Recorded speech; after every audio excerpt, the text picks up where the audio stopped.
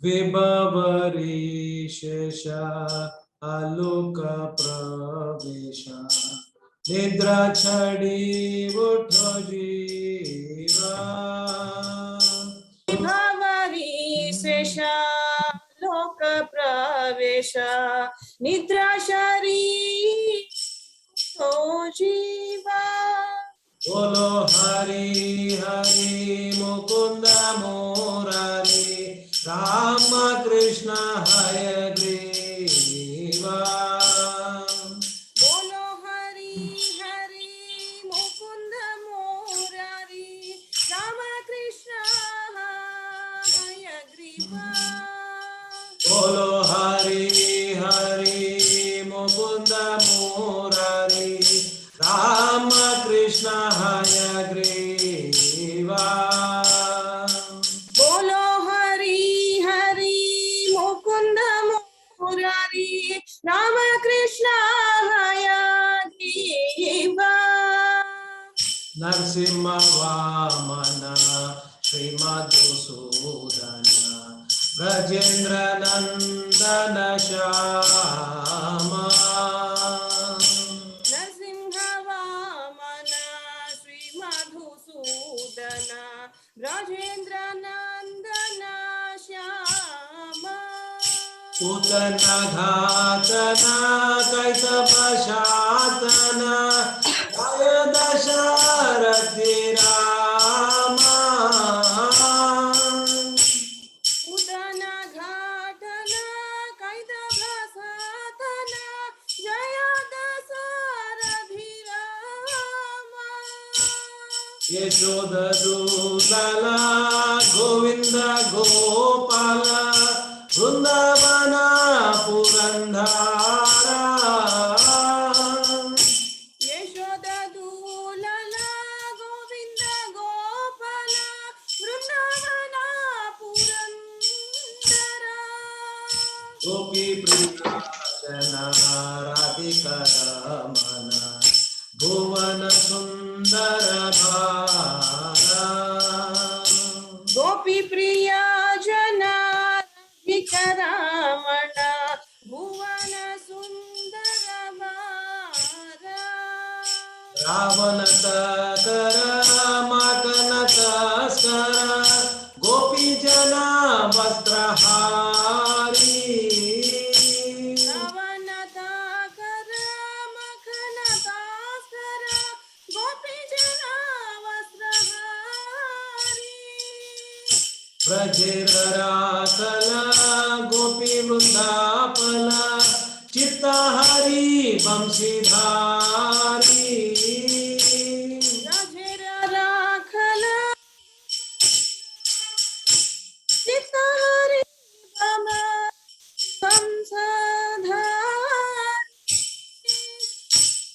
योगेंद्र बंदन श्री नंदनंदन ब्रज जना भयहारी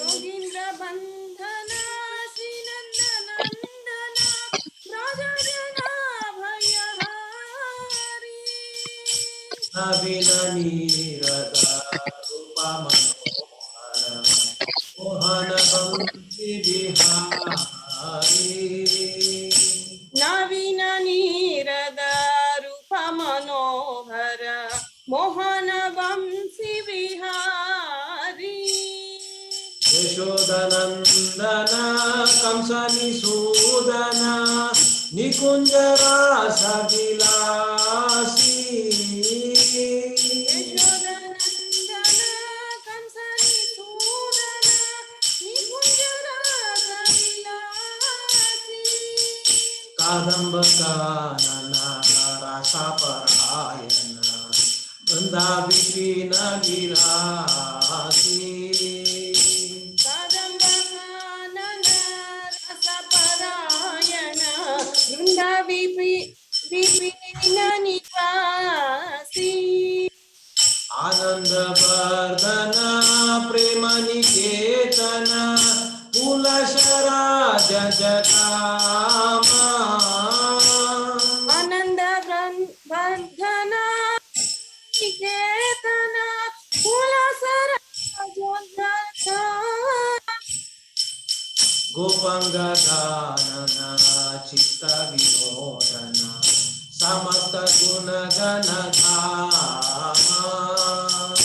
गोपंगगान चित्त विनोदन समस्त गुणगण गाधाम यमुना जीवना परायण मानस चंद्र चकोरा यमुना जीवन कई परायण मानस चंद्र चकोरा श्याम सुधारसा गाओ कृष्णा जसा रखो वचन मन मोरा ब्रह्म सुधारस गौ कृष्ण जस सखो वचन मन मोरा विभावरी शेषा आलोक प्रवेशा निद्रा छड़ी उठो जीवा विभवरी शेषाल आलोक प्रवेश निद्रा शरी उठो जीवा बोलो हरि हरि मुकुंद मुरारी राम कृष्ण हयग्रीवा बोलो हरि हरि मुकुंद मोरारी राम कृष्ण हयग्रीवा बोलो हरि हरि मुकुंद मुरारी राम कृष्ण हयग्रीवा बोलो हरि हरि मुकुंद मोरारी राम कृष्ण हयग्रीवा बोलो हरि हरि मुकुंद मुरारी राम कृष्ण हयग्रीवा बोलो हरि हरि मुकुंद मोरारी राम कृष्ण हयग्रीवा हरे कृष्ण कृष्ण कृष्ण हरे हरे हरे राम राम राम हरे हरे हरे कृष्ण कृष्ण कृष्ण हरे हरे हरे राम राम राम हरे हरे हरे कृष्ण कृष्ण कृष्ण हरे हरे हरे राम राम राम हरे हरे हरे कृष्ण कृष्ण हरे हरे हरे राम राम हरे हरे हरे कृष्ण कृष्ण कृष्ण हरे हरे हरे राम राम राम हरे हरे हरे कृष्ण कृष्ण कृष्ण हरे हरे हरे राम राम राम हरे हरे जय प्रभुपद जय प्रभुपद जय प्रभुपद जय प्रभुपद जय प्रभुपद जय प्रभुपद जय प्रभुपद जय प्रभुपद जय गुरुदेवा जय गुरुदेवा जय गुरुदेवा जय गुरुदेवा जय गुरुदेवा जय गुरुदेवा गुरुदेवा जय गुरु हरे कृष्ण महामंत्र की जय, अनंत कोटि वैष्णव वृंद की जय, श्री जय की जय. जय.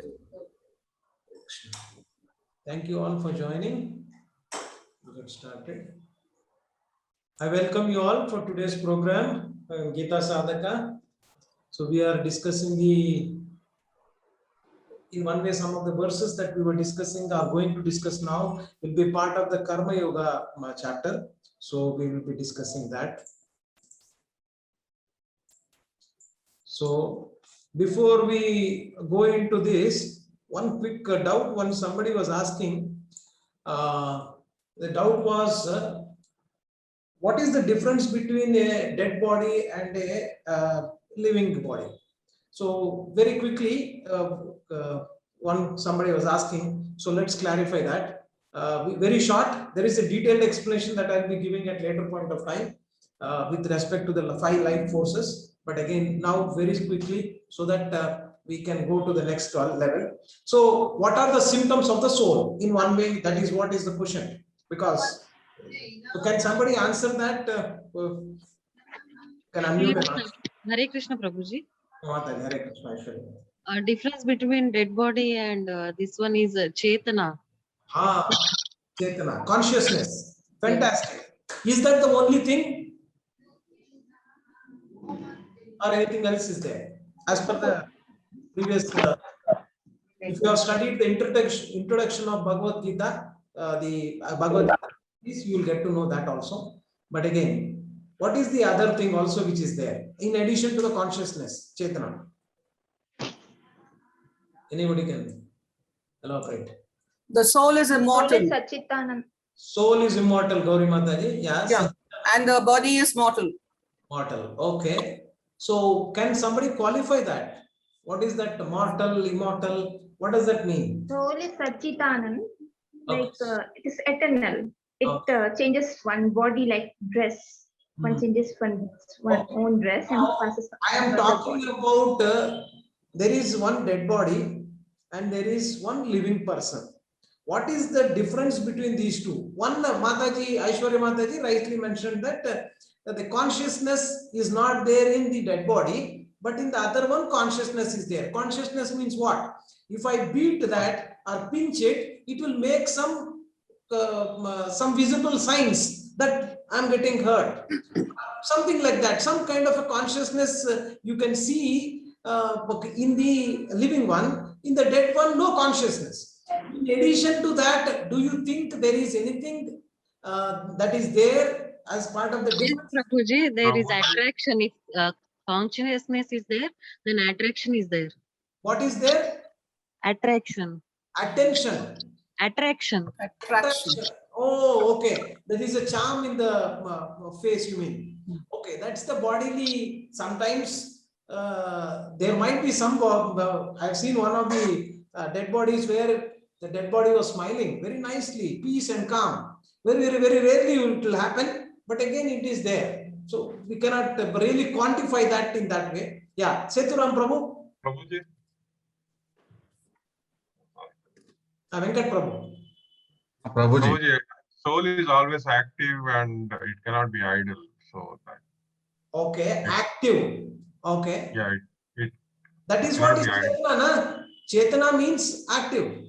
Active in the sense you do something, it will have some response. That the response will be visible to you most of the time, but it may not be visible. But still, you can see the presence, that consciousness. One last thing I will take from Prabhuji.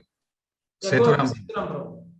Prabhuji, when we are talking about a dead body and a living person, I think the dead body doesn't have the soul inside it, and whereas the living person has the soul inside. Okay, that is well taken. On that basis only we said that consciousness is there or consciousness is not there. But since the soul is there, what is the other characteristic other than consciousness? That's my question. What is the characteristics of the soul?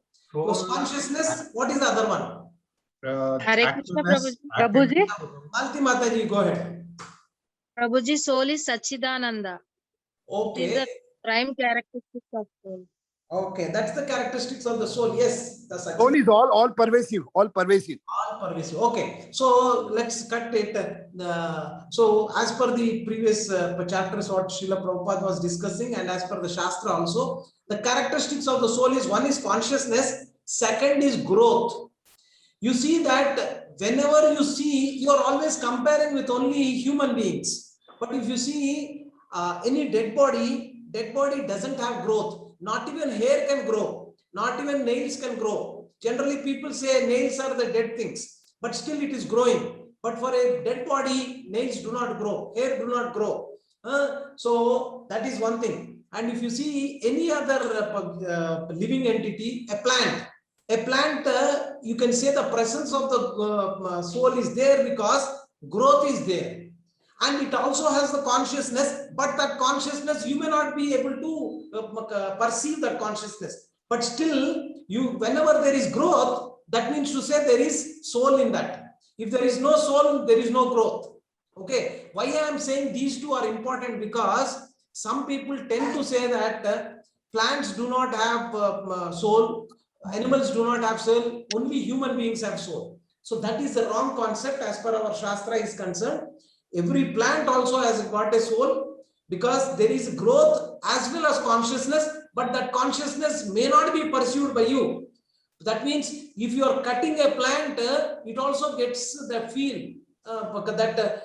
So that perceiving of that feeling may not be so much visible to you. But again, suppose whenever I was cutting any big tree, my father and my parents used to say that pray to the tree that you are cutting it, because that's a living entity and you're taking out somebody's life. So that way also you need to do. So point is that a soul has got two characteristics. One is growth and consciousness. Any doubts anybody has in this regard before we move on? Okay. Lakshmi Mataji, any doubt, anything you have? No, Prabhuji. Only thing is it the same as the life energy, what a living thing is having? And yes, life energy is a subtler way to analyze in much more detail. Okay. So that we will discuss at a later point of time, probably tomorrow, because I need to dedicate a little bit more time on that. So life energy, yeah, go ahead, Mataji. Prabhuji, body grows, isn't it? How can soul grow? Because soul grows from one body to another. So okay, how is it possible soul grows? Okay. Body has birth to old age. We see lots and lots of changes. But we see in Bhagavad Gita. Sorry, Mataji, you got unmuted. Can you unmute?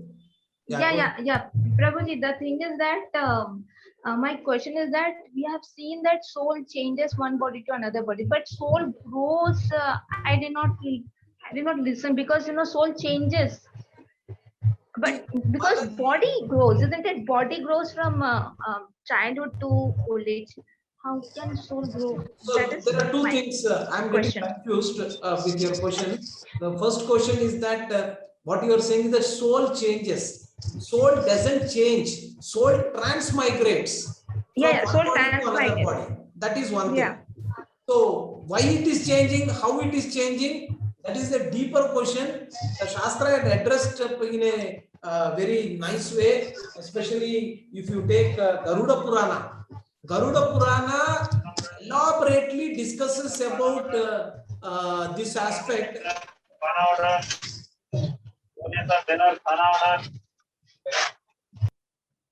Okay, so the Garuda Purana discusses how many days it will take, where does the soul go, where does it stay, etc., etc. The entire journey of the soul before it takes into another body is very much described there in the Garuda Purana. So right now we are not really having that as part of the detailed discussion, but if somebody is interested, we can go into that, the Garuda Purana, and dig into the details. But it is very natural, as Srila Prabhupada was mentioning, that see, from my childhood, when I was a 2 months baby, I see that, and what I see now, hardly any difference. But still I can say that this is me, and I changed into youth, I changed into middle age, and then old age.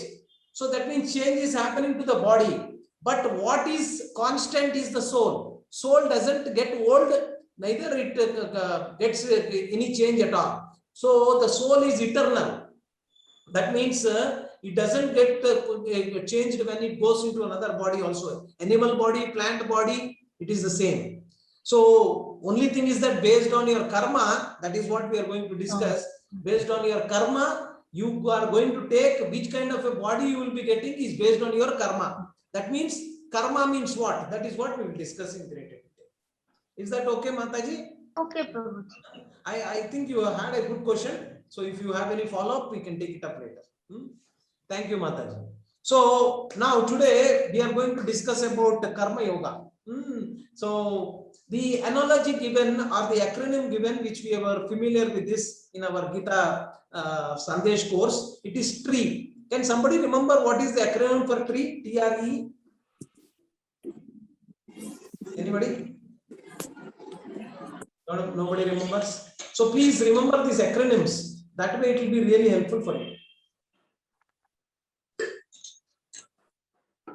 Okay, we'll see that. Why tree with Karma Yoga? See, anybody can say why? How is this tree and Karma Yoga related? T is for two duties. Okay, tree does its duty. As you sow, so you reap. As you sow, so you reap. As you sow, so you reap. Very nice. Very wonderful. So, as you sow, so you reap. So, yes. Anything else that you can think about the tree analogy? Krishna Prabhuji, in 15th Adhyaya, there is a called this, what do you call this? This is the mirror image of Vatavuksham. Okay. Yeah. But that is a banyan tree. Yeah, that's a banyan tree that we discussed about. It's a perfected reflection of the real world. This is only the temporary world. That Krishna was giving the Vatavuksham, banyan tree. Okay.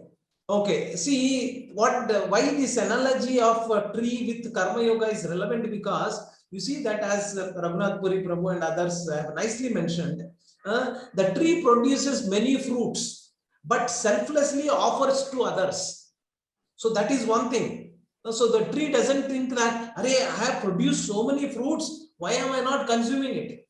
So it selflessly offers it to others. One characteristic of a tree. Okay, we'll relate it to our Karma Yoga at later point of time.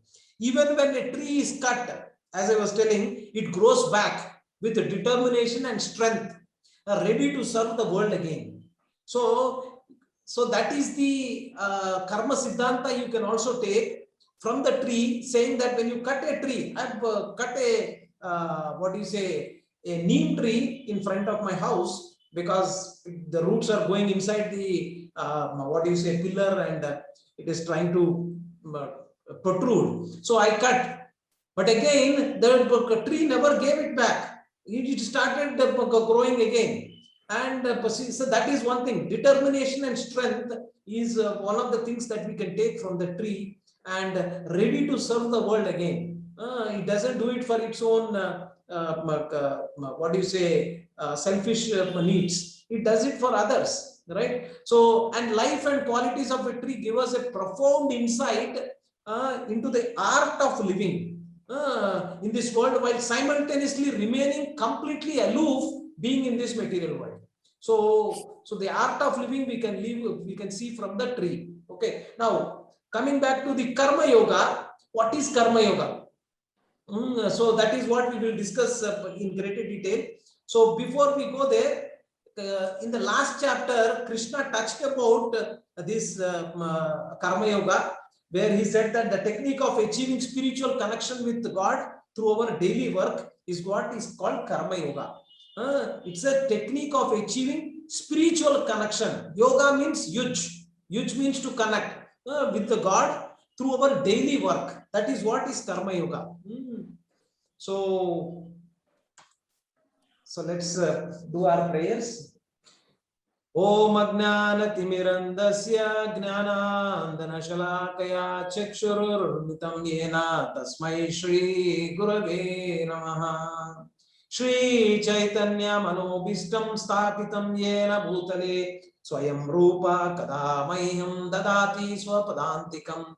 Vandeham Shri Gurum Shri Yuta Padakamalam Shri Guru Vaishnavamscha Shri Rupam Sagra Jatam Sahagana Raghunathanvitam Tam Sajivam Sadvaitam Savadutam Parijana Sahitam Krishna Chaitanya Devam Shri Radha Krishna Padan Sahagana Lalita Shri Vishakhamitanscha. He Krishna Karuna Sindhu Dinabandhu Jagatpate Gopesha Gopika Kanta Radha Kanta Namostute Tapta Kanchana Gaurangi Radhe Vrindavaneshwari Vrishabhanu Sute Devi Pranamami Hari Priye Vancha Kalpatarubhyascha Krupa Sindhubhya evacha Patitanam Pavanebhyo Vaishnavebhyo Namo Namah.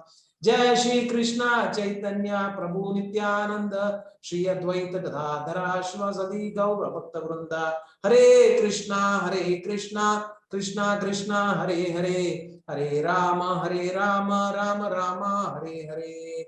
Mukam karoti vachalam pangum langayate girim yatkripa tamaham vande Paramananda Madhavam Shri Chaitanya Ishwaram. Hare Krishna.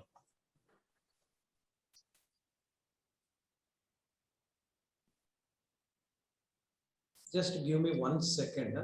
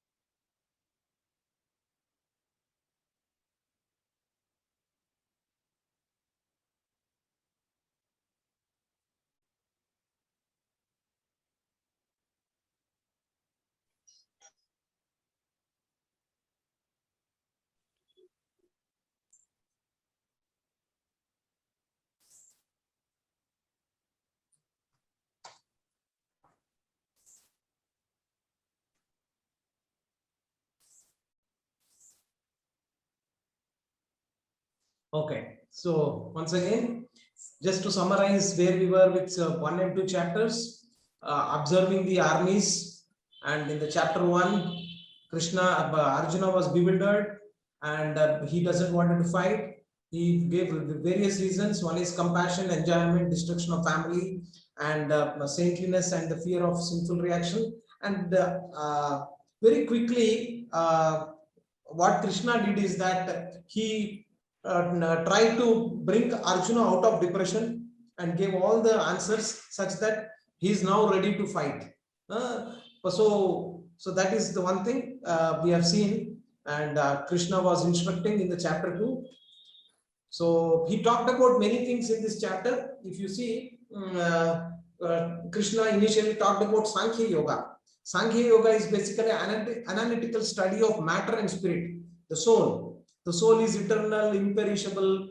Material body is inert and outer covering of the soul. All this, he has given so many examples about the outer garment, and once it is torn out or it is no more to be in a usable state, you can leave that and take another one. So that's how transmigration of the soul can happen. He talked about Karma Kanda. If Arjuna dies in the battle, he will be promoted to heaven.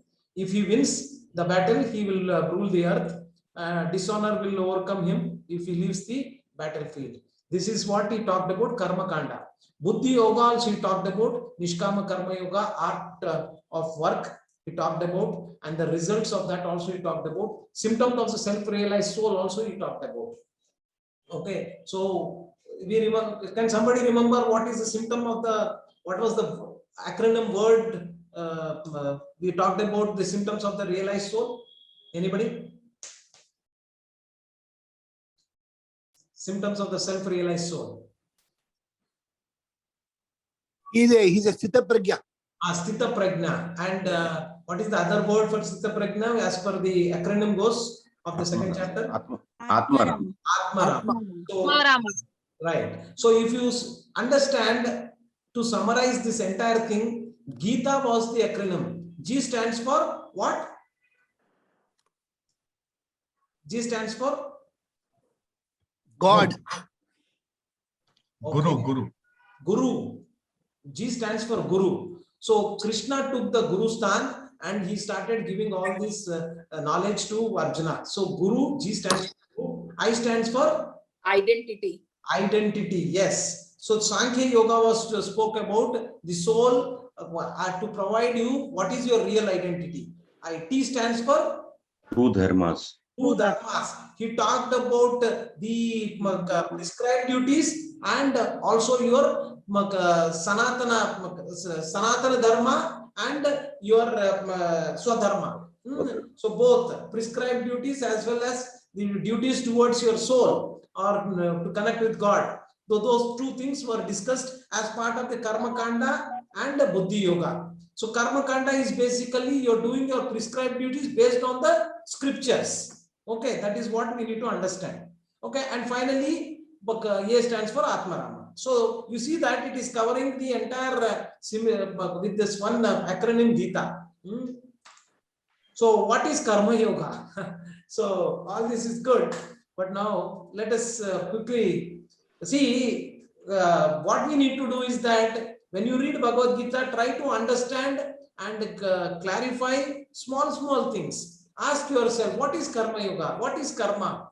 What is Nishkama Karma? What is Sakama Karma? So what is the difference between these two? Where am I?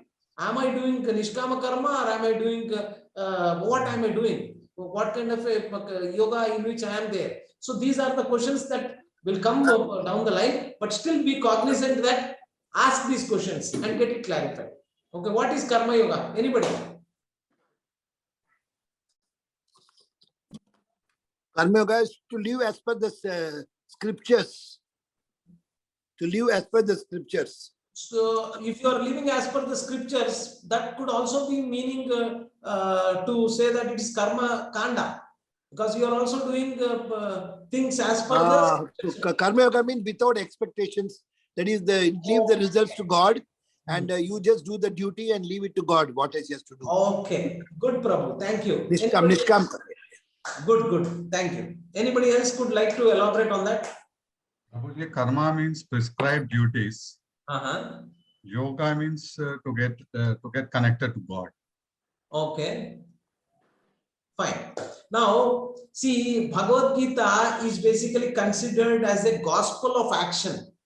See, never it is against the Buddhism. Buddhism is basically said, this world, there is no joy. So let's give up this world and renunciate. So that's what Buddhism is. But Bhagavad Gita is a gospel of action. When Arjuna doesn't wanted to fight, Krishna, what do you say? He has inspired him, he's provoked him and made him fight. That means to do action is what Bhagavad Gita is in one way. So Bhagavad Gita is considered as a gospel of action, and it's frequently regarded as the gospel of Karma Yoga. So main thing is that, so it is not inaction, it is action is what is taught in Bhagavad Gita, and that's what Krishna is emphasizing. If you remember, Krishna in the down the chapters, in the 3rd chapter, 5th sloka, he tells that you cannot remain doing nothing even for a single moment. Can anybody think about not doing anything for a single moment? No. So suppose I am sitting and watching a TV. Am I doing something? No, Yes, Prabhuji. Prabhuji. Yes, I am watching. I'm just lying down. Just lying down. Does it mean that I am doing any action? Because I am lying down, I am not moving. Any You're action thinking is there? something. Your thought You're is in thinking something. action. You're thinking something. Either your mind is inactive, it is thinking somewhere. And see, a madman is also doing some action. He cannot be without any action. That action may not be appropriate for the general masses, but still he is also doing some action. So being not doing nothing, so you cannot remain doing nothing even for a single moment. That is what Even- Krishna is saying. Even while sleeping also the mind is active. Yes, by sleeping also you're doing some action there. Ah, See, when you're sleeping also action is there. I'm sleeping. That means your action is there. I'm walking. I'm sleeping. It's a verb. See, sleeping is a verb. Walking is a verb. So that means you're doing some action in that. So you cannot remain doing nothing. Now the question is that if it is possible to do nothing, it is then to do nothing is an absurd expression that we know, right? Perhaps you may not think of sitting idle or lying down or gazing at the ceiling or doing something, but they are all acts of doing only. Okay, you have a body which is endowed with a lot of energy, and as long as this energy is there, there is motion and there is an action. You are doing something all the time. That's what Krishna is saying.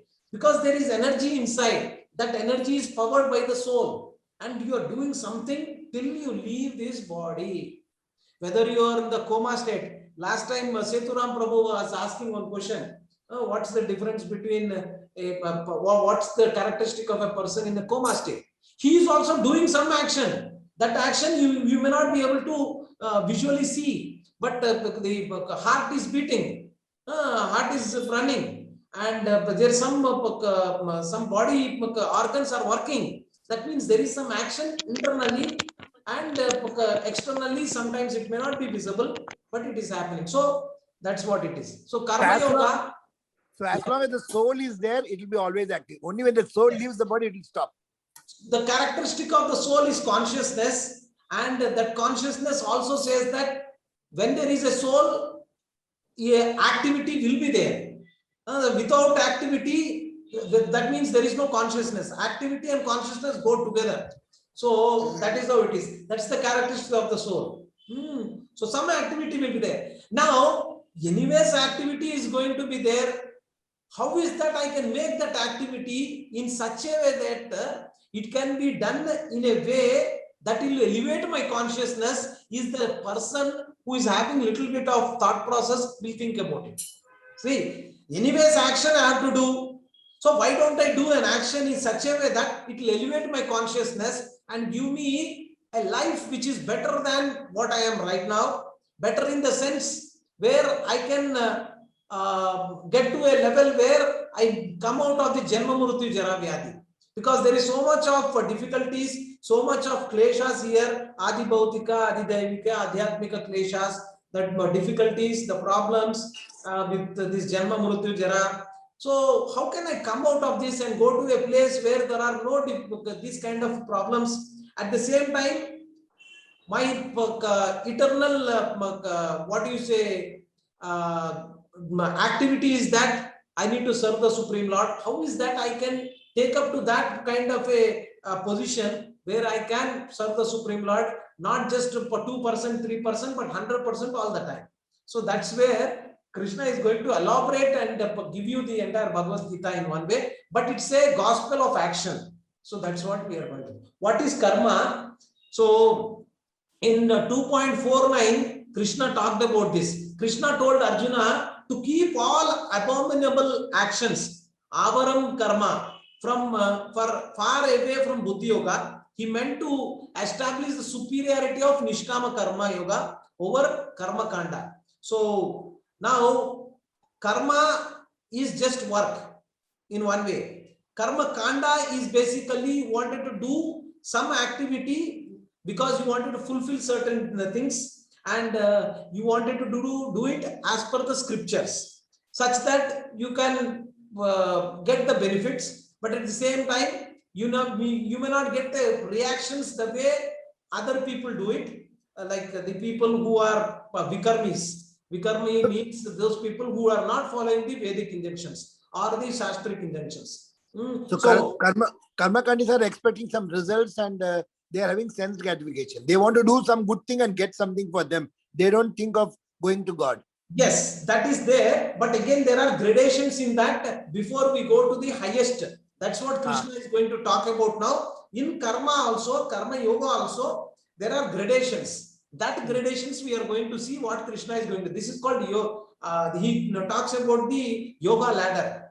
So Bhakti yoga is the topmost, but where are we? There are so many rungs in the ladder. That's what he's going to talk about. Thank you, Prabhu. Very nice. Thank you. Please, anybody has any questions, please do not hesitate to interrupt me. Until, see, finally, end of the day, it is not me speaking, but you interacting and you contributing. Thank you, Subramaniam Prabhu. Hare Krishna. So, Hare Krishna. Thank you, Prabhu. Thank you, Prabhu. But Krishna's urging him to fight seems contradictory to Arjuna. So, why is that it is contradicting? We'll see that. First is that karma. What is karma? The word karma could mean action, as we just discussed, or it can also be reaction for an action. That is also karma. Why? Because you say that, right? In Telugu, you say, or in some other language also, "Are ni karma ra, ni karma." We say that. That means to say it's a reaction of an action. Idu nu cheskunna karme. They say that whatever happened is just because of your karma only. You only did it, and that is the fate. What you call as fate or destiny is basically the other word for karma. Depending on the context, we can use this. Karma can also mean action. It can also mean reaction for an action is also called karma. Don't get confused. These are the two things you should understand. Any doubts so far? Gauri Mataji, any doubts? You're good? Thank you very much. Understood. Okay. Others? Okay. So if anybody has any doubts, please do not hesitate. Please let me know. Prabhuji, it could be taken as Newton's third law. Every action has an equal and an opposite reaction. Yes, it can also be taken, the second context, reaction of an action can be considered that way. But again, Krishna goes to a next level. So he will go beyond Newton's third law, and he will also tell that you can do an action in such a way that there is no reaction at all. So he will bypass that third law of Newton's law. Okay, Prabhuji. So that also is there. We will come to there. Okay. So now, in addition to that, what is karma is, sometimes it could also mean a fruitive action is also called karma. See, when you say it's a reaction of an action, it also can be called as a fruitive action. Action in the sense, "Arey, what is karma phalam ra?" We say that, na? Karma phalam. So he did some karma, and for that he got a phalam. That is karma phalam. That's called fruitive action. Is that clear? These are, see, we have been using these words in our day-to-day, but we didn't know that this is basically coming from a philosophical point of view. Karma phalam is what it is. Sometimes it could also mean fruitive action, which is intended to attain a specific result. Karma phalam we call it as. This is also karma only. Some little variations when we speak, but it is the same. Okay, is that all fine? Yes. So this in the 2.49, Krishna was talking about that. Durena hi avaram karma, buddhi yoga na dhananjaya. So there he was mentioning about what Krishna told Arjuna to keep all abominable actions, avaram karma, far away by buddhi yoga. So take up to buddhi yoga. That is the connection from the 2.49 from the previous chapter, where he now is taking here. Now, in the previous chapter, Krishna gave a prelude to Bhagavad Gita. It's kind of summary of the entire Bhagavad Gita Krishna has given by presenting different topics such as Sankhya Yoga, Karma Kanda, Buddhi Yoga, Karma Yoga, and so on. But they were all unsystematic in one way, because he has given everything in one shot. But now Krishna his intention is that to give a bird's eye view to the entire Bhagavad Gita, and now he is going to give it in a very organized way of giving the information such that we can assimilate that, and Arjuna can also ask the right kind of questions now based on the previously what he heard in a nutshell about the essence of Bhagavad Gita. So in this chapter, Krishna describes Nishkama Karma Yoga, or the great art of doing prescribed actions as an offering to the Supreme Lord. So you are still doing your prescribed activities, but you are doing it as an offering to the Supreme Lord. That he calls it as Nishkama Karma Yoga. So let's take up one by one as we go. So he will talk about Nishkama Karma Yoga, wherein without personal desire and thus avoiding the bondage of work. As one of the Matajis was saying, what is your name, Mataji? It mentions B8869D85. Can you rename it, please? So that will be nice. Okay, so basically it is beyond that Newton third law, whatever Mataji was saying. So that's what you will avoid that reactions or bondage to that work. Krishna also describes the discrimination necessary for a person desiring to conquer lust. So he talks about the enemy of the soul in this particular chapter, how you can overcome that enemy of the soul such that you can do your karma and do it as a karma yoga, and what you need to overcome is this enemy of the soul. Okay, so we are going to, please remember the acronyms, please, so that you can recollect the concepts and you can interrelate them. See, you should also ask me how this module is connected to this module. And again, if you logically analyze, each and every verse in the Bhagavad Gita can be connected with the previous verse. So that way also you should be able to analyze things better. So in the Karma Yoga section, it is acronymed as TREE. We have seen that white tree, TRE. T stands for Tyaga or renunciation. So if you see here, this person, what is he doing? He's just given up. He doesn't want to work. In one way, is with the lack of a nice icon there, you are just getting out of this world. Don't want to work. So that is one. The yoga ladder, R stands for yoga ladder. Exemplary behavior. So that is the next thing that we will see. Why exemplary is what Krishna was mentioning about. What is that exemplary that we can imbibe in our life? Enemy of the soul, that also we will see. Okay, so now in the first two verses, Arjuna's confusion is coming out, where he heard about the entire Bhagavad Gita and he picked up one or two things conceptual wise. He said that Krishna, you talked about Jnana Yoga. In one way, he thought that Jnana Yoga is basically where you can use your intellect and you can analyze things. That's what Jnana means. That's what he thought.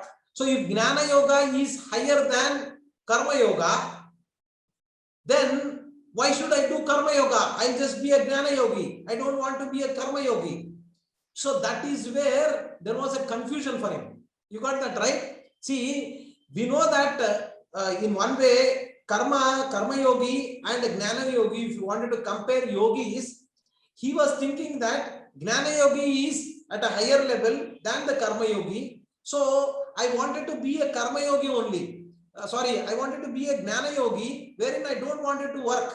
And why he doesn't want it to work? Can anybody tell me? What was his mindset to put this question to our Krishna, saying that why should I work? Because on what basis did he think that there is no need for doing the work and just getting away from this is better option?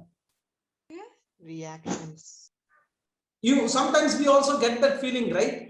अरे क्या ये संसार में क्या है ఈ పరివారంలో ఏముంది పిల్లలు భార్య భర్తలు వీళ్ళందరూ ఉన్నారు బట్ ఫైనల్లీ ఏంటి దీంట్లో ఏముంది సాధించాల్సింది ఇదంతా వదిలేసి వెళ్ళిపోవాల్సిందే why not I leave now? Sometimes we get a feeling, I don't know, you might somebody was saying that once in at least vaguely okay, a wife will have a grudge that I have to beat my husband or do something to my husband because somebody or other way around also. In the material world, sometimes you get frustrated, and in that frustration, you just wanted to give up certain things. So that kind of a thing will happen. Now, in this case, what Arjuna is going through, what he's saying is that Gnana is higher than karma. So I'll just be a Gnana yogi. I have knowledge. So I lacked according to that. As a Gnana yogi, it says that this whatever is there, this material world is temporary. And why should I endeavor to do anything in this temporary world? I'll just give up that. That is his conception of Gnana Yogi or Gnana Yoga. But that is what Krishna is going to clarify. So renunciation or action. Renunciation means just give up and leave. Action means be there, do your duties. And that's what Krishna is going to tell you. So in the 3 to 16 verses, Krishna is going to talk about renunciation. The Gnana Yoga is difficult. Renunciation, Gnana Yoga is difficult. So prescribed action with detachment, Nishkama Karma Yoga is better for Arjuna. So most of us face some certain situations in our life and we just wanted to give up. And some Prabhuji may say that my wife is troubling me a lot. Just let me give up and take to divorce. So see, in our system of marriage, there is no concept called divorce at all, in our Vedic system at least. So because it's a relationship that is going to be there, whether you like it or not, based on your karma, you just have been there. So you have to endeavor, you just have to bear it. In sometimes you can make it better if possible, but if not, bear it. Because by doing that, whatever is the karma that you have accumulated to suffer, you are clearing that bank balance in that way and then moving on to the next level. But if you are not taking care of that and trying to avoid that, then you have to repay your karma somewhere or the other. So you have to come back again. So I know I am not making sense a little bit, but again, the point what I am trying to say is that you have to, action is the one you need to perform, not renunciation or giving up to action is not what Krishna has recommended any time. So prescribed action with detachment is better for Arjuna. Okay. So sometimes it happens, right? So situation is not, see, I'll tell you my own example. See, I was, this is more from a work friend, not from a family friend. I was working as an on-site coordinator in US, and there, my relationship with the offshore manager was not that good. I'm also an on-site manager. He's an offshore manager. He feels that I am kind of doing certain things where his power is getting diminished. He was thinking, because I'm in close contact with the customer, he was feeling and he was trying to do certain things and the terms and conditions were not going smoothly. Then I spoke to my superior. Then he said, yeah, we understand that the situation is there, but you cannot give up and go to some other project. What you can do is that you can have working relationship with your, your offshore manager, working relationship, wherein you are detached in one way with in a certain way, wherein you are just having a working relationship. So because you just have to kam chalana, it's like that. So in one way, this may not be the right kind of analogy, but basically Krishna down the line, he will also say that be in this material world, but be detached from this material world. Be in this, but be detached. And at the same time, he gives an example of a flower. Anybody remembers which flower? Lotus flower. Lotus flower. He gives an example of a lotus flower. Being in the kichad, in this material world, with so many dualities, etc., but still you are not getting contaminated or getting attached to any of these. So not even a drop of water or kichad will stay on the lotus flower. So that's the beauty. So again, that's what is, any doubts anybody has? Okay. Sarla Mata, do you have any doubt? No, right? Okay. So in the 17 to 35, even if Arjuna is qualified for renunciation, again, you see here, if you are qualified for renunciation also, he should still do Nishkama Karma Yoga to set a right example. This is where the exemplary part comes in, the acronym exemplary part. So that's what he is recommending. And the last one, he talks about 36 to 43. Lust is formidable enemy of the path of yoga. So one should conquer lust by deliberate spiritual intelligence. What is spiritual intelligence and what is this lust? We are going to discuss about it, because the definition for lust may differ from what is lust. Most of the time people say that lust means having a desire for opposite sex is called lust. But Krishna here defines lust in a much more elaborate way. What is lust? And that is the enemy of the soul. Okay. Any doubts so far? No? Okay. Prabhuji, one doubt. Prabhuji, 3 to 16, one should go from Karma Kanda to Karma Yoga. Could you explain this? From Karma Kanda to Karma Yoga. Yes. Okay. That is where the Krishna talks about the yoga ladder. The T stands for the tree. T stands for the first one, Tyaga, renunciation. Because Arjuna had a confusion, he is going to clarify that, and immediately he'll go to address your question, which is called rungs on the yoga ladder.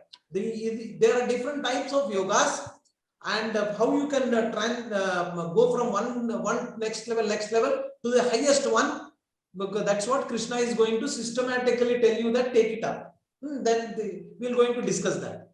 Okay, Mataji? Okay, Prabhuji. Good question.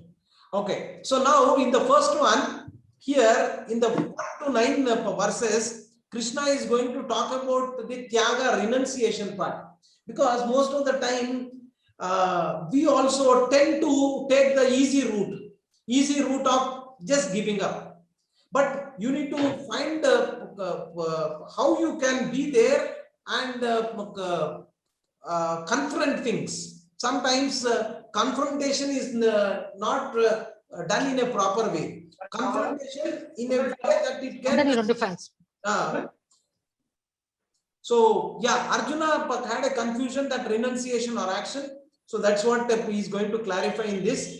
Arjuna asked Krishna, if you think that buddhi is better than karma, I'll repeat. If Arjuna asked, if you think that buddhi is better than karma, why do you want me to fight? Because my intelligence is saying that fighting is not going to give you any good result. So why are you forcing me to fight? Oh Madhusudana. He's addressing him here as Madhusudana. So Madhusudana is basically, there was a demon called Madhu. And he killed Madhu, demon, so he got a name called Madhusudana. So now you are saying that you do Bhishma Sudana. That means you are putting me a label saying that Bhishma Sudana, you kill Bhishma. Drona Sudana, that means you kill your guru called Drona. So why are you making me do this abominable activity? So that is what he's saying. And he's saying, can you kill your own guru? Sandipa Muni, can you kill? You are asking me to kill Dronacharya, but can you kill? So he's saying that I am using my intelligence, and based on your words only, you said buddhi is better than karma. Then why are you making me fight this war? So then in 3 to 9, Krishna is going to talk about Nishkama Karma Yoga is better for Arjuna than Gnana Yoga. Nishkama Karma Yoga is better for Arjuna than Gnana Yoga. So we will qualify that. There are two types of people. One is Gnana Yogis who renounce work, and Karma Yogis who do prescribed work.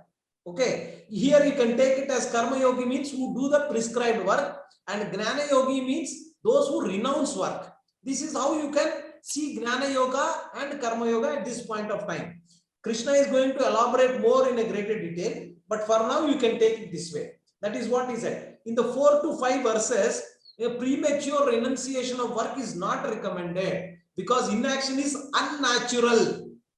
Because if you say somebody has renunciation he has done, but again when he is going for renunciation also, some action he has to do. So without that he cannot, that's unnatural. So work action is part of your system.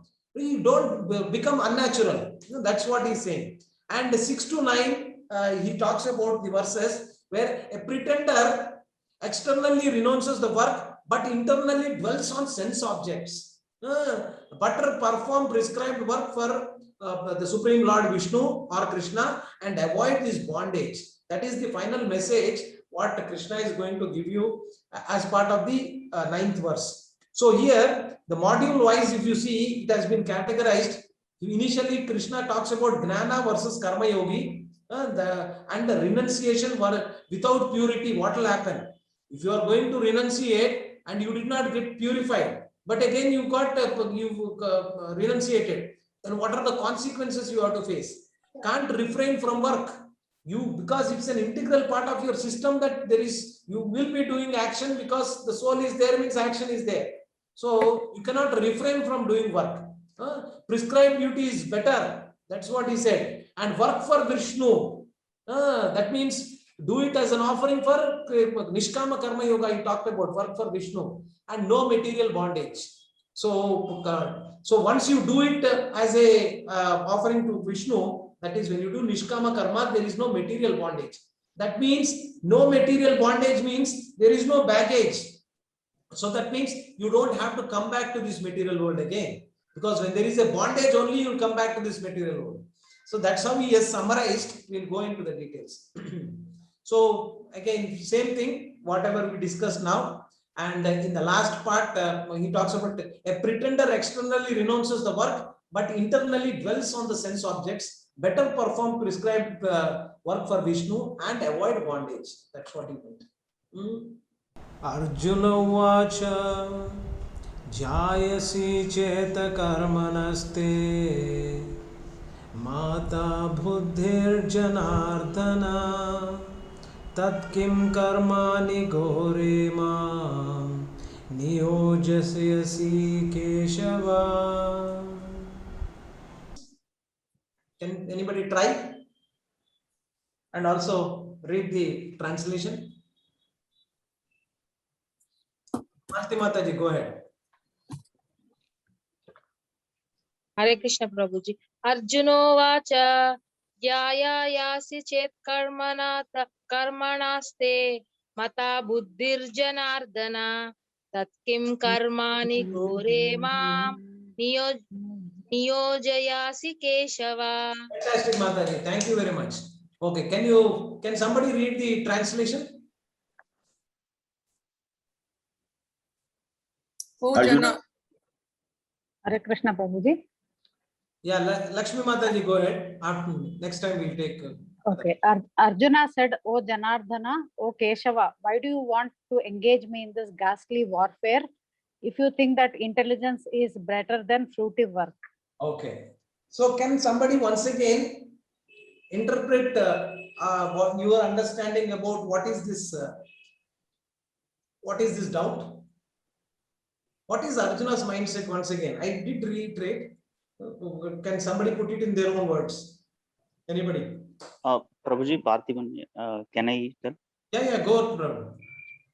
I mean, I can explain it, right? What Arjuna, I mean, actually Arjuna. Your name is Parthiban. Partha means Arjuna only. Yeah. I mean, actually other name of Arjuna is Parthiban. Oh, okay. Good. Go ahead. Yeah. Actually, Prabhuji, the Arjuna is saying here, see, after Krishna explaining that importance of Jnana Yoga, he is coming to the mindset saying that as Jnana Yoga is better option, why we need to do all this Karma Yoga and we need to enjoy that fruit of the work and all. Directly we can go for Jnana Yoga, right? That is what Arjuna. So he's saying that giving up Karma Yoga, I will take up to Jnana Yoga process. But Krishna really did not say it that way. What he said is that actually recommended one process with 2 stages. He said, it's understand this, one process with 2 stages, karma and gnana. Both you should do. That means you do your karma with gnana. But he was thinking that these are 2 different levels. I can just give up this and take up only that. No, it's a single process with 2 stages. That he didn't understand. And one more thing, why he had that primarily, why he was, what is gnana again from the 2nd chapter? What is very equivalent to gnana? Gnana yoga, very. Yeah, Krishna consciousness is Jnana Yoga. No, from the 2nd chapter, you have seen that in the summary also. What was the first section that was talked about in the gnana part? Because Krishna gave gnana. What is the acronym for 2nd chapter? Knowledge about soul. Knowledge. What is the acronym for 2nd chapter? Gita. Gita. And I stands for Identity. identity, right? Identity section, he dealt with what, in what way? What was that philosophy wise? Understand yourself first. Intelligence. But what philosophy was that? Sankhya Yoga. About body and soul. Prabhuji. It was Sankhya Yoga, right? Sankhya Yoga, identity of the soul was given as part of the Gnana part, and it was talking about the Sankhya Yoga. He was telling that I am not this material body, I am spirit soul. Now, with that in mind, Arjuna is saying that I am not this body, I am spirit soul. So if I am not this body, I am doing my prescribed duty for this body. I am not this body, I am spirit soul. Then why should I work? You got the point? You got the point? Anybody? Any confusion here? See, Sankhya Yoga is saying that I am not this body, I am spirit soul. Identity wise. My real identity is that I am spirit soul. Now, why am I doing my work? I am doing my work for God. I am doing my work for my body maintenance. I have my children, my family, all this bodily related. So if I am not, my real identity is not the body, I am spirit soul, then why should I really engage in this work? I just give up because I am not this body. You got that? Everybody? Clear? Do you think that this is the correct way of seeing things? Anybody? Because I made you convinced that yes, this is correct, what Arjuna is saying. But what is the flaw in this? Yeah, I have thoroughly confused all of you. So come out of it. Is it deadlock? Anybody can go ahead. Yeah, Prabhuji, actually, I mean, we cannot, Parthivan here, I mean, we cannot simply give up our duties because we already we are accumulated with our karmas. So we need to neutralize that karmas. That's why we are given this body. Excellent point, Prabhu. You brought in a very different concept altogether in one way. See, somebody was asking, if suppose I go to higher loka doing my punya, can I go from there to directly to, what do you say, Goloka? Is it possible? Or when I go to my lower planets, is it possible from there I can directly jump to Goloka? Anybody? See, this doubt may come. See, you know that so many lokas are there. 7 lokas there, 7 lokas here, and we are in the middle. So, when I go to higher planets, from there can I go to Goloka? No, Prabhuji, it is like that without attending primary school, someone wanting to go high school. Okay. That's a good analogy. But anybody has any other point to make there? Higher planets are meant to enjoy, because you forget God and you cannot go there from there. You'll enjoy. Very well said. See, higher planets, You did some punya, so you went there, and you once your punya is over, that Sheena happens, that is your punya is completed, then you will come back. And again, see, if you wanted to go to Goloka, this is the karma, this is called a karma bhumi. So this is the planet to which you have to come back. You have to struggle or do whatever needful so that you can go back to Goloka from here. This is the karma bhumi.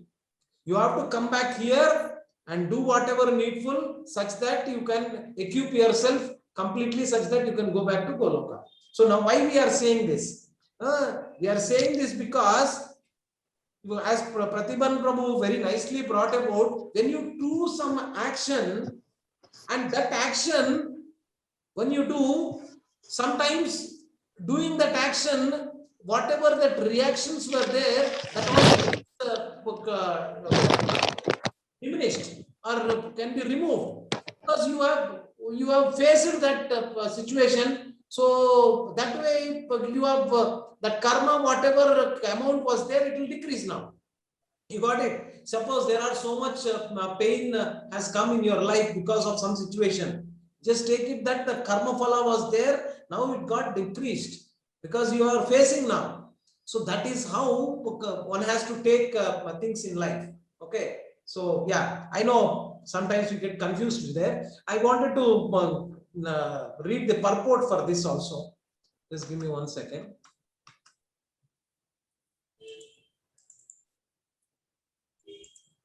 Okay, can somebody read this short purport for this? Is it same? Yeah.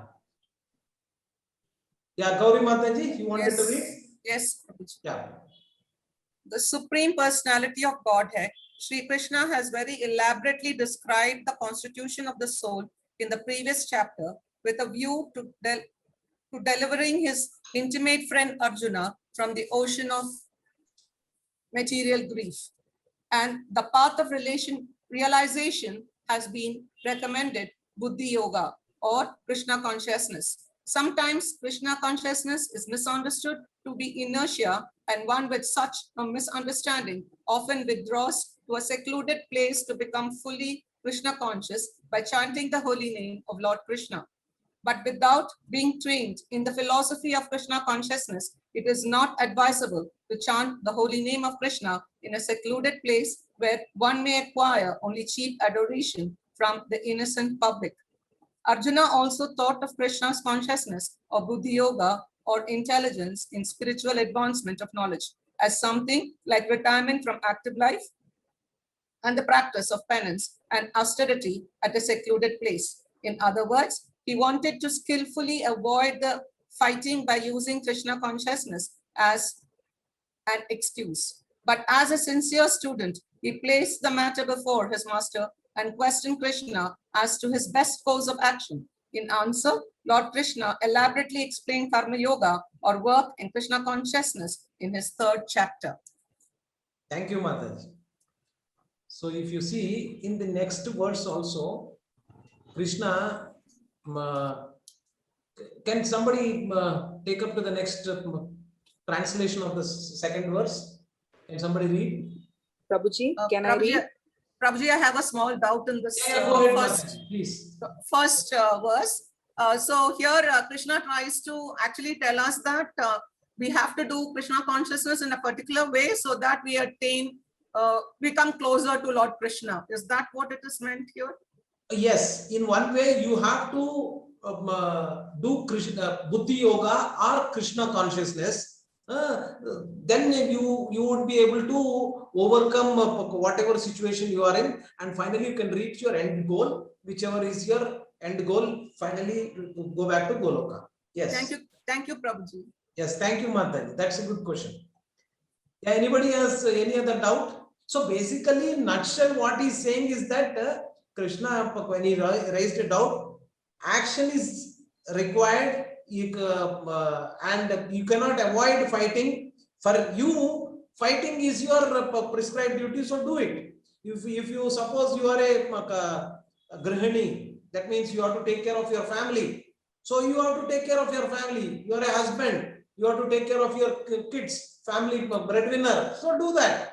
So whatever it is, your prescribed duties you cannot avoid. So he is bringing some logic and saying that I will not do my prescribed duties. That is where the see, somebody may say that I will do only chanting.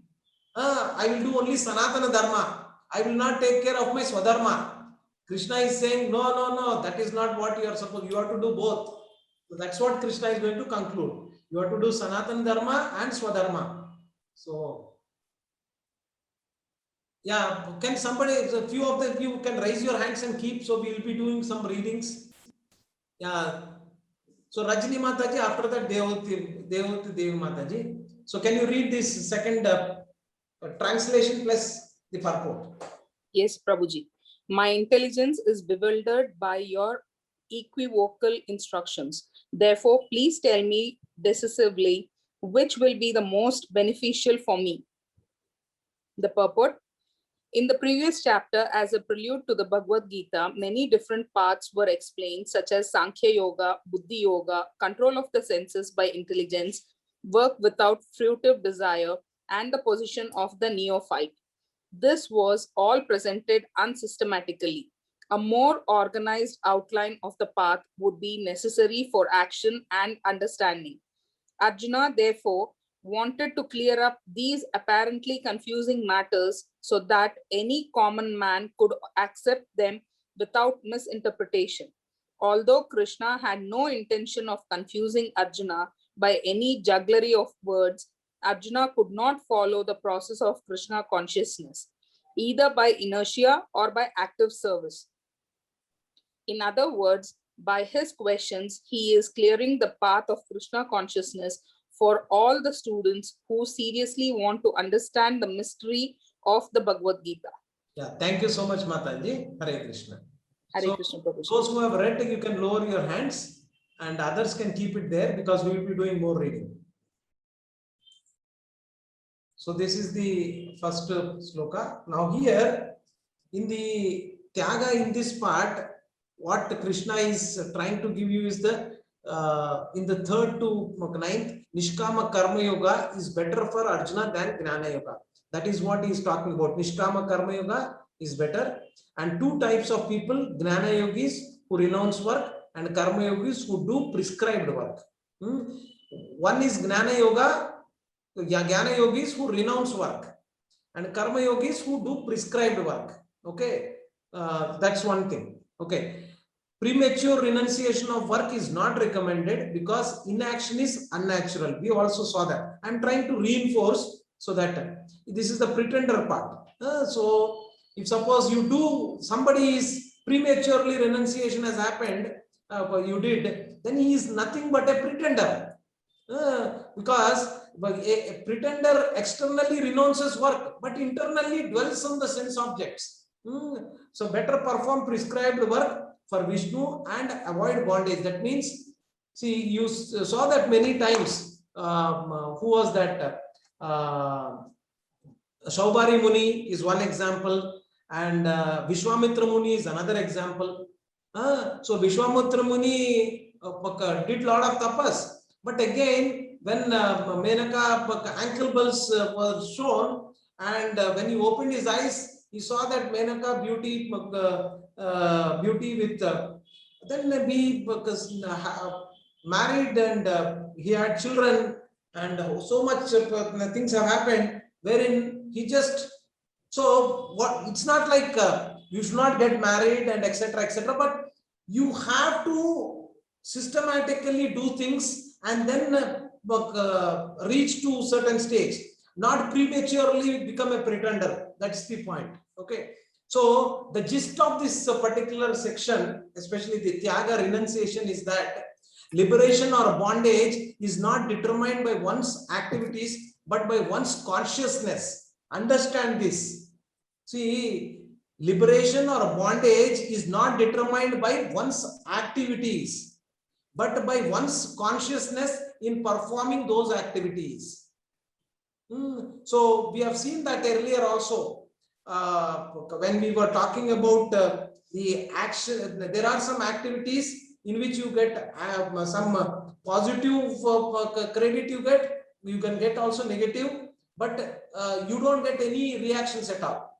So all this is because there is some consciousness level, something is happening, because activity seems to be the same, but what kind of consciousness with which you are doing that activity is what making you to get that kind of results. Understand this part, then you will be able to relate to these different types of yogas. Okay, so thus renunciation is not actually giving up action, but giving up the attachment to the results of action. That is what is the real renunciation, and that is what Krishna is talking about. Detachment means renunciation is not actually giving up the action, but giving up the attachment to the results of the action is called true renunciation. Renunciation of activities without necessary knowledge and purification will lead to destruction of the path of spiritual advancement. Without prescribed duties, an unfulfilling desire for activity will lead the premature renunciate to become sinful. That is what we have seen so many times in the past. So, yeah, any doubts so far what we are talked about till now? Anything that you wanted to raise, any questions? Yeah, few more minutes and we will have. Nahi kaschit kshanamapi jatu tishtasya karma krita karyate hrivashah karma sarva prakriti gnair gunai. Everyone is forced to act helplessly according to the qualities he has acquired from the modes of material nature. Therefore, no one can refrain from doing something, not even for a moment.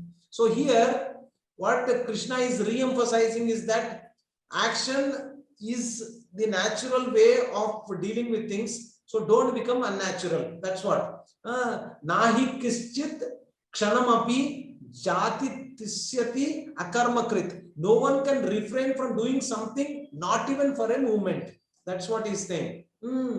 Karyate hi avashya karma sarva kriti gnair gunair. Everyone is forced to act helplessly according to the qualities he has acquired from the material modes of nature.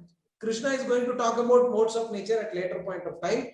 Then we are thinking that we are acting on our own, but the modes of nature are influencing us and we are acting based on that.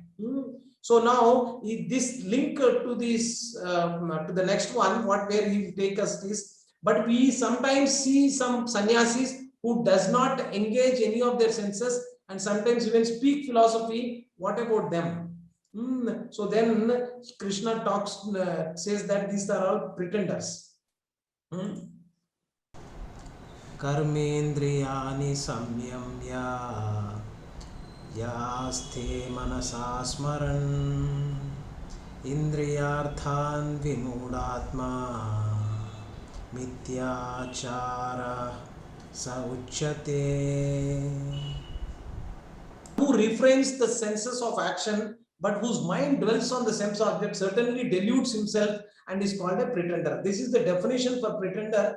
What mityacharaha means, pretender who refrains his senses from action but dwells his sense objects in his mind. So the problem here is that you might have come out of the situation where you were earlier doing some work and you are indulging in some activity, but in that process, since your mind has not got purified, though you have renunciation you have done, still your mind will drag you there and you will be indulging in the sense of gratification and you will be falling down because your mind is not purified.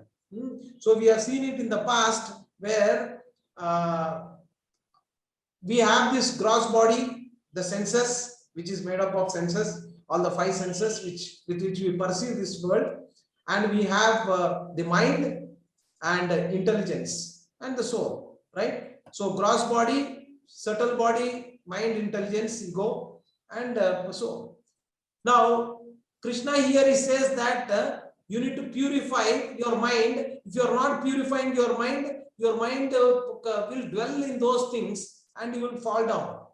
And so So how can we purify our mind is the question. Anybody can answer, please? By engaging in Krishna consciousness. Yeah, that's a generic answer or specific answer for that. How can we purify our mind? Because of chanting Hare Krishna Mahamantra. Mind get purified when you take up to the chanting process. How your intelligence gets purified? Association.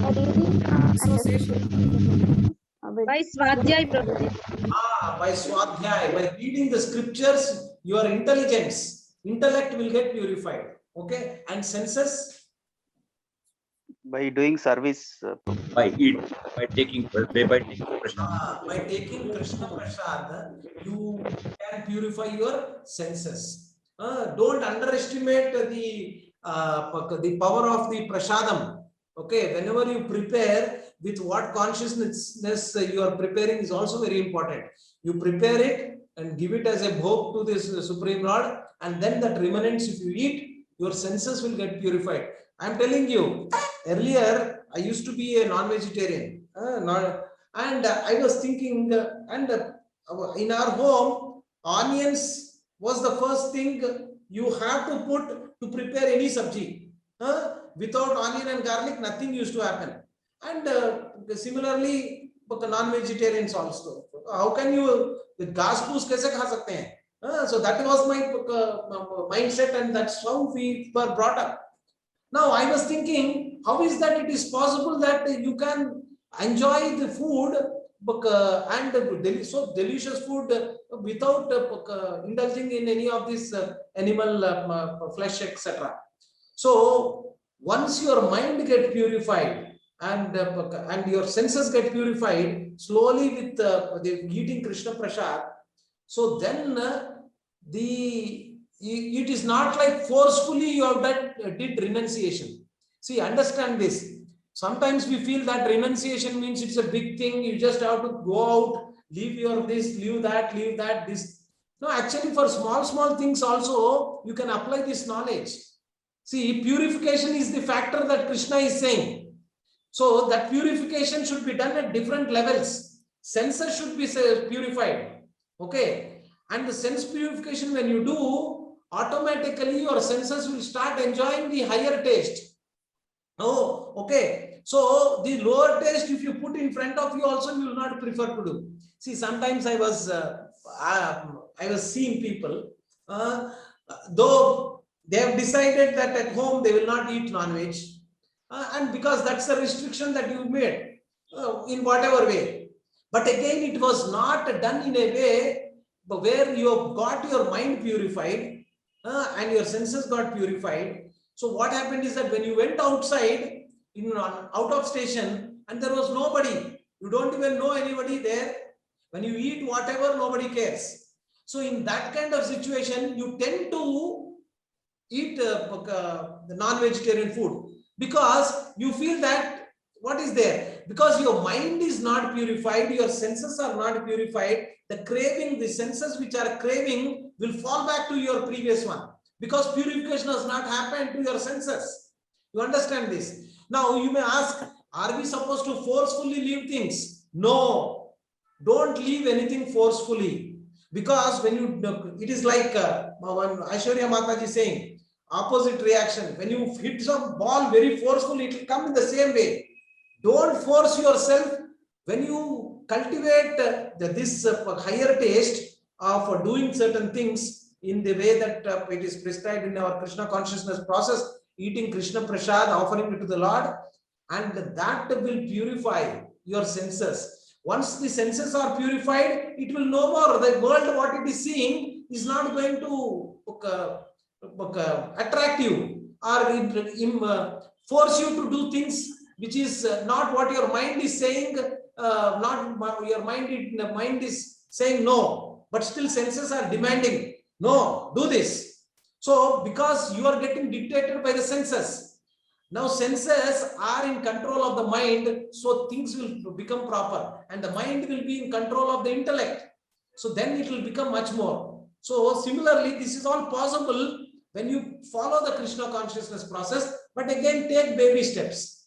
And that baby steps when you follow, what are the baby steps you need to take? What are the 3 things you need to do? Chanting.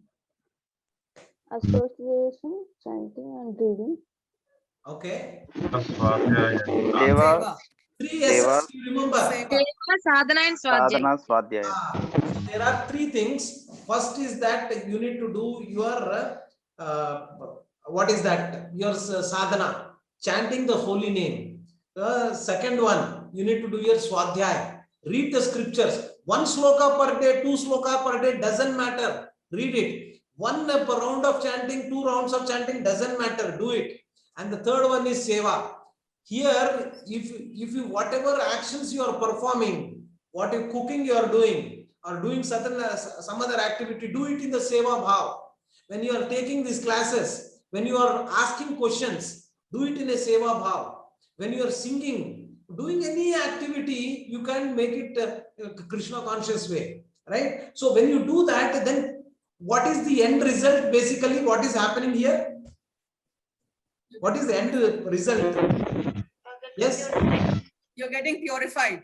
Yes. Purification is happening at different levels. At a mind level, at a senses level, purification is happening. At intellectual level, purification is happening. When you are taking up to the association of the devotees, pure devotees, your ego which is there will also get diminished, or it will get purified. So these are the 3 things, including the association. If you do take to the this process, then purification will happen. Our end goal is to get purified, right? Because this is what Krishna is saying here. So you become a pretender. So I really do not, I'm not eating non-veg because by force I am not doing it here. But since your things have not been purified properly, when you go out of station, you would indulge in activities which you generally do not want to do, but you do it because you are not got purified. So that is the reason why you indulge in any of this. Okay. So Prabhuji, I have one question. Yeah, go ahead, Prabhu. So this Swadhyaya, right? So is it only reading, or we are listening to your classes, we are listening to YouTube videos? If I'm not attending the class, I watch the YouTube videos. Is that also Swadhyaya, or we have to compulsory read Bhagavad Gita or Bhagavatam every day? Yeah, so good question, Prabhu. See, it all starts with Shravanam, definitely yes. So the entire process of through Tatshrunu, that's what Krishna is saying, right? Tatshrunu. It starts with hearing. So, but point what we are, as far as Swadhyaya is concerned, okay, you have to do your reading and you have to do some analysis.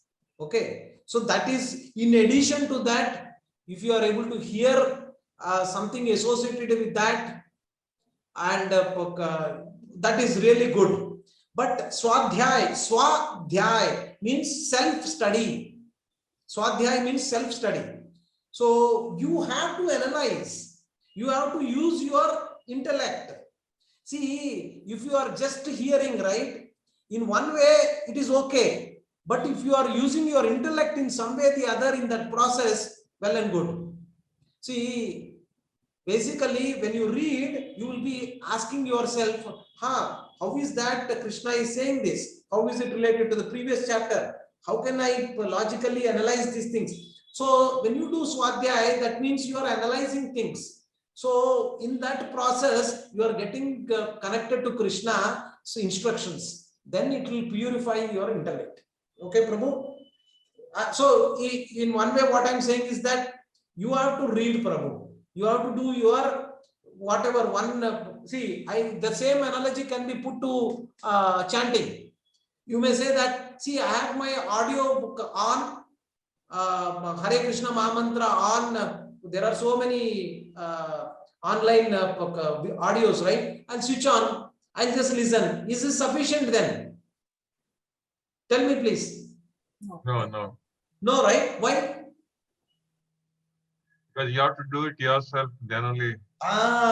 So similarly, Swadhyaya means, see, as a supplementary, in addition to that, you can do it.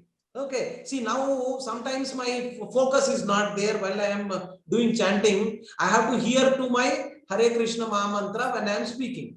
That's what our acharyas have recommended, that you need to hear, speak with your mouth and hear. So that's what you need to do. But now sometimes my concentration is not happening. While I am speaking, I'm not able to, in that case, what you do is that in the background, you can have Srila Prabhupada chanting going on. You will also speak, taking the holy name while Srila Prabhupada is doing, and simultaneously you are hearing to yours as well as to Srila Prabhupada. So that way you are doing, that's okay. But basically, you cannot avoid one completely. So you can hear to some other whatever lectures are there in the YouTube or in ISKCON Desire Tree, etc. But your self-study also you have to do. At least one sloka, two sloka minimum you do. Clarified, Prabhu?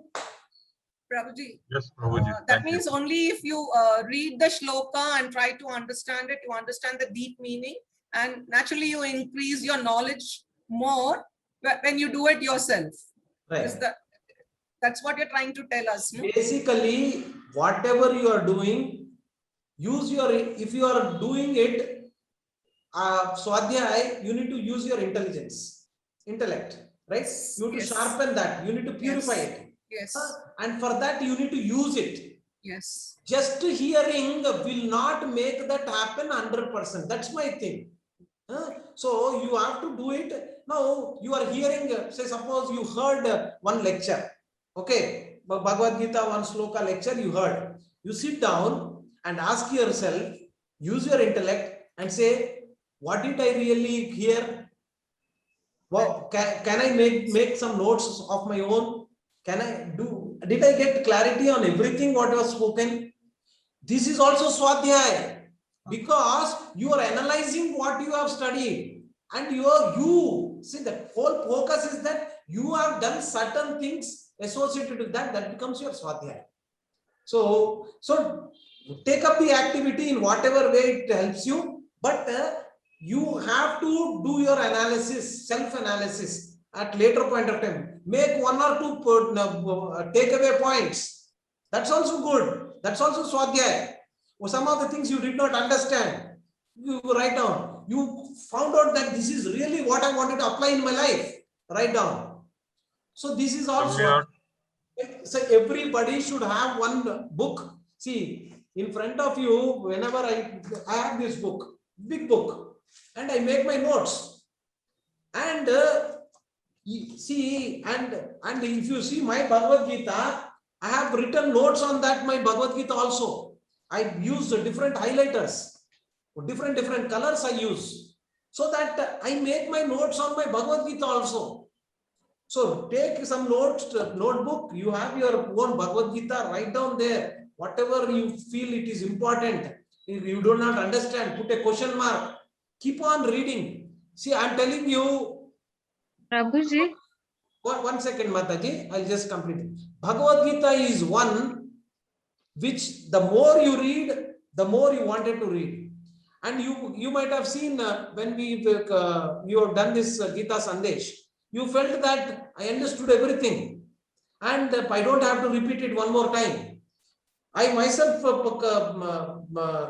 thought so many times, why should I read Bhagavad Gita? So the more you read, more clarity, more things to apply. That is the reason why it is called eternal. If you take any other book, like some Harry Potter book or anything, how many times you can read it? Maybe 2 times, 3 times max. Bhagavad Gita is for eternity. You can still keep reading for your lifetime. And when you read Bhagavad Gita, after that when you read Bhagavatam, you can now correlate what is given in Bhagavad Gita instructions, how I can apply in my life, how people have applied in their life. That's the beauty about Bhagavatam. Again, you will come back to the instructions. So this cycle of going back to Bhagavad Gita, Bhagavatam, Bhagavad Gita, Bhagavatam will keep on forever. And you will never lose taste for this. You will be experiencing more taste. Yeah, Aishwarya Mataji, go ahead. Thank you, Prabhuji. Yes. Prabhuji, just now you said that highlighting and underlining